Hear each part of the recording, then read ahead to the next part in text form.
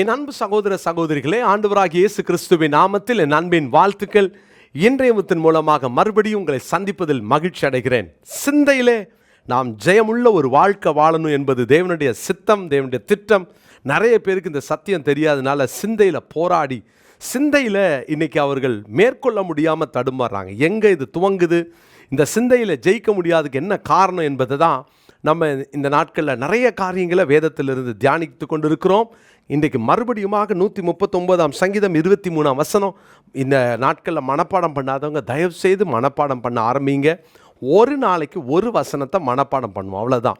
இந்த வசனத்தை மனப்பாடம் பண்ணி நம்ம ஆண்டோடைய நாமத்தை மகிமைப்படுத்துவோம். ஒரு நாளும் இந்த வசனத்தை மனப்பாடம் பண்ணுறது எத்தனை பெரிய பாக்கியம். கர்த்தர் நல்லவர். எனவே இதுவரைக்கும் இந்த மனப்பாடம் பண்ணாதவங்க அந்த மனப்பாட வசன சவாலில் கலந்து கொள்ளுங்க. பிரியமானவர்களே, 139:23 நான் வாசிக்கிறேன். தேவனே என்னை ஆராய்ந்து என் இருதயத்தை அறிந்து கொள்ளும், என்னை சோதித்து என் சிந்தனைகளை அறிந்து கொள்ளும்.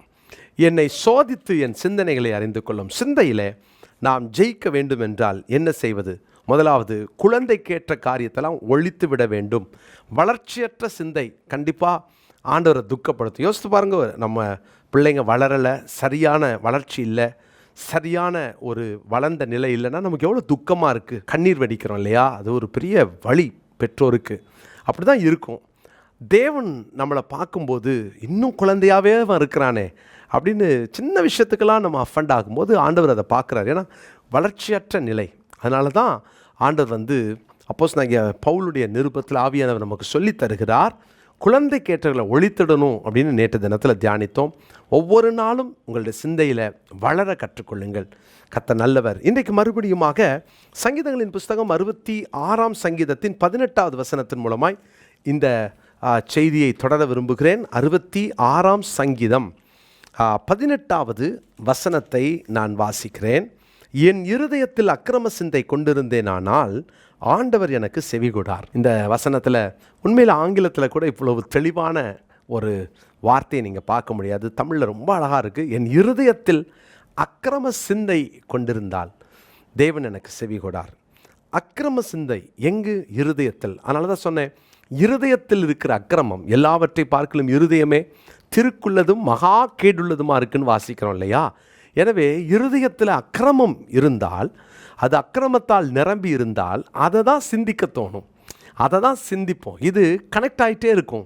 அப்போது என் இருதயம் முழுவதும் இருக்கிற அக்கிரமம் என்னுடைய சிந்தையில் அதை தான் சிந்திக்க வைக்கும், அதை தான் என்னை பேச வைக்கும், அதை தான் என்னை செய்ய வைக்கும். அப்போது யோசித்து பாருங்கள், என் இருதயத்திலே அக்கிரம சிந்தை கொண்டிருந்தால் அப்போது தேவன் நமக்கு செவி கொடுக்க மாட்டார். நிறைய நேரம் என் ஜெபத்தை தேவன் கேட்குறாரா அப்படின்னு உங்களுக்கு ஒரு சந்தேகம் வருதா?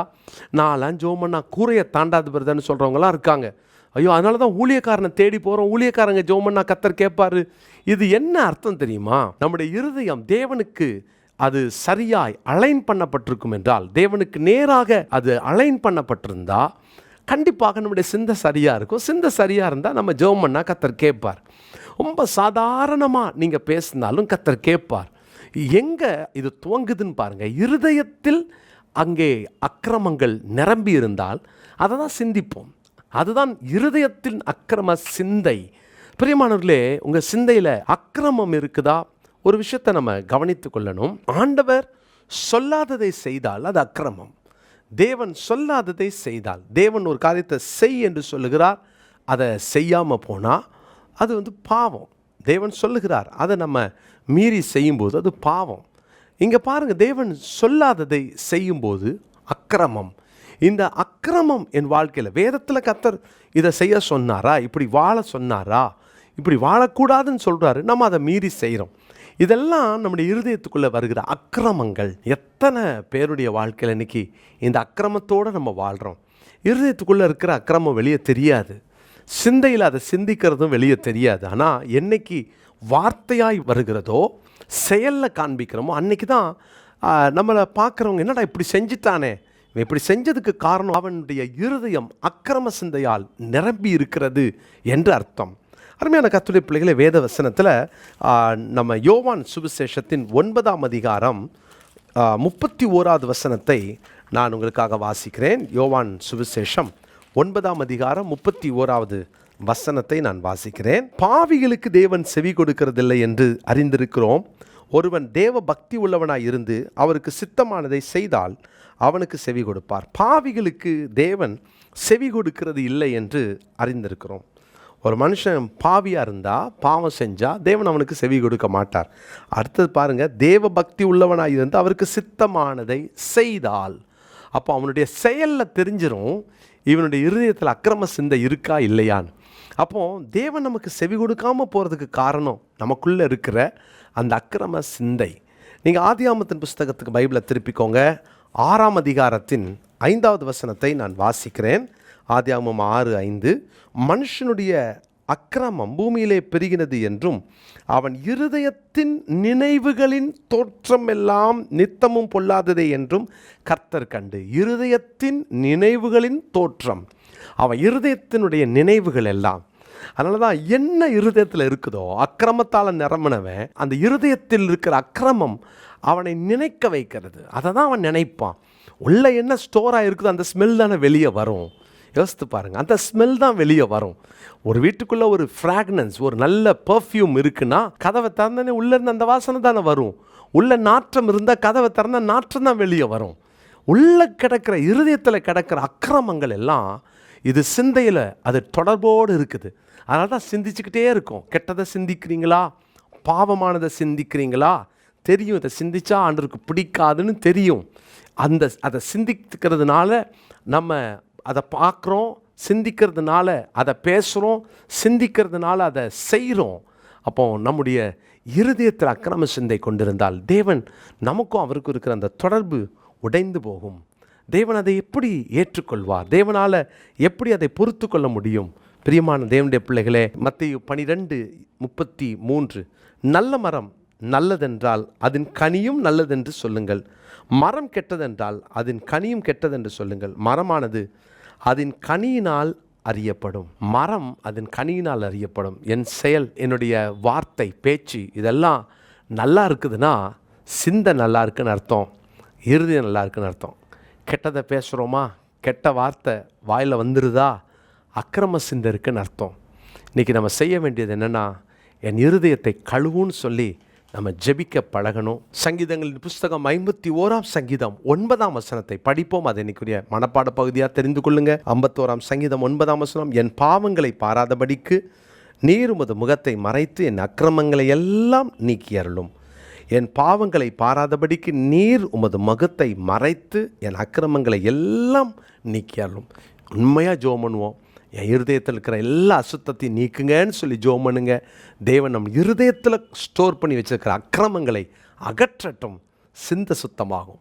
இருதயத்தை சுத்தப்படுத்துங்க. ஜெபம் இல்லாமா, நல்ல தகப்பனே, எங்கள் இருதயம் உமக்கு ஏற்றதாக இருக்க, உமக்கு உகந்ததை சிந்திக்க, உமக்கு பிரியமானதை சிந்திக்க எங்களுக்கு கிருபைத்தாங்க. எங்கள் இருதயத்துக்குள்ளே இருக்கிற எல்லா தேவையில்லாத, ஆவியானவருக்கு சம்பந்தம் இல்லாததெல்லாம் எடுத்துருங்கப்பா.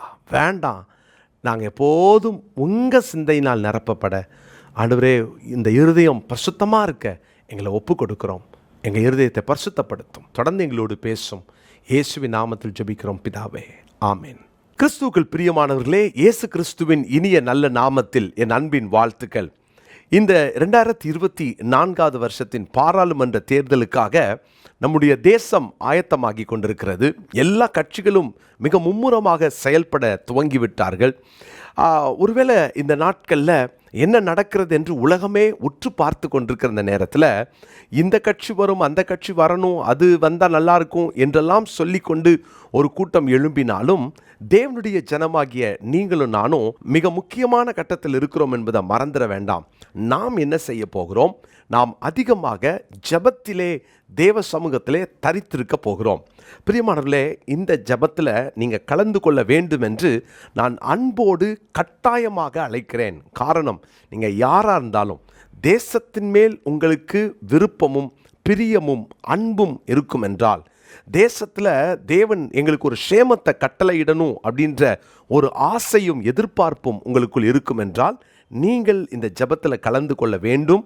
உங்களை அன்போடும் கட்டாயத்தோடும் அழைக்கிறேன். பிரியமானவர்களே, இன்னைக்கு நம்ம ஜெபிக்காவிட்டால் உண்மையிலேயே நாம் பெரிய பாவம் செய்கிறோம் என்பதில் சந்தேகம் இல்லை. ஜெபிக்காவிட்டால் அது பாவம். நாம் ஜெபிக்க ஆண்டவர் இன்றைக்கு நமக்கு ஒரு நல்ல வாய்ப்பை தந்திருக்கிறார். பாருங்க, ஏப்ரல் 1ஆம் தேதியிலிருந்து ஜூன் மாதம் 1 தேதி வரைக்கும் நம்ம தொடர்ந்து ஜெபிக்க போகிறோம். ஆனால் கருமையான தேவனுடைய பிள்ளைகள், இந்த 2 மாதமும் இடைவிடாமல் நம்ம ஜெபிக்க போகிறோம். அதாவது 24/7 ஒரு செயின் ப்ரேயரை அரேஞ்ச் பண்ண ஆண்டவர் பாரப்படுத்தினார். எனவே நீங்கள் இந்த வீடியோவை பார்க்குறவங்க உடனடியாக உங்கள் சபையில் இருக்கிற யாருக்காவது நீங்கள் அனுப்புங்க. உங்கள் கான்டாக்டில் இருக்கிற தேவ ஜனங்களுக்கு நீங்கள் அனுப்புங்க. நீங்கள் கூப்பிடுங்க. நீங்கள் பார்க்குற நீங்கள் ஒரு டீமை உருவாக்குங்க. ஒரு குரூப்பை நீங்கள் உருவாக்கலாம். அந்த குரூப்பில் நீங்கள் ஒரு லீடராக இருங்க. அந்த குரூப்பில் 96 பேரை நீங்கள் இணைக்க வேண்டும். பிரியமானவர்களே, உடனே உங்கள் மனசில் 96 பேரை நான் எங்கே போய் பிடிப்பேன், யாரை பிடிப்பேன் அப்படின்னு நீங்கள் நினைக்கலாம். நீங்கள் ஃபோனில் ஒருவரை அழைங்க. அந்த ஒருவர்கிட்ட சொல்லுங்கள், உங்களுக்கு தெரிந்த ஒருத்தரை கூப்பிடுங்கன்னு சொல்லுங்கள். இப்படி உங்கள் டீமில் 96 பேரை சேருங்க. எதுக்கு இந்த 96 பேர்? 1/4 மணி நேரத்துக்கு ஒருவர் என்ற அந்த நிலையில் 1 மணி நேரத்துக்கு 4 பேர், 24 மணி நேரத்தில் 96 பேர் ஜெபிக்க வேண்டும். ஒருவேளை மத்தியானத்துக்கு மேலே மறுபடியும் நீங்கள் அந்த ப்ரேயரில் 1/4 மணி நேரம் கலந்துக்கிறீங்களா? ரொம்ப நல்லது. காலையில் நான் வேலைக்கு போகிறேனே, என்னால் காலையில் ஜெபிக்க முடியாதுன்னு நினைக்கிறீங்களா?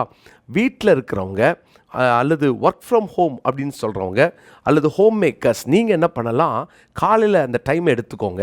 வேலைக்கு போயிட்டு வரவங்களுக்கு சாயங்காலம் 5 மணிக்கு மேலே நீங்கள் கொடுக்கலாமே. இரவு உங்களுக்கு தெரிந்த யாராவது வெளிநாட்டில் இருந்தாங்கன்னா அவங்கள நீங்கள் இதில் இணைக்கலாமே.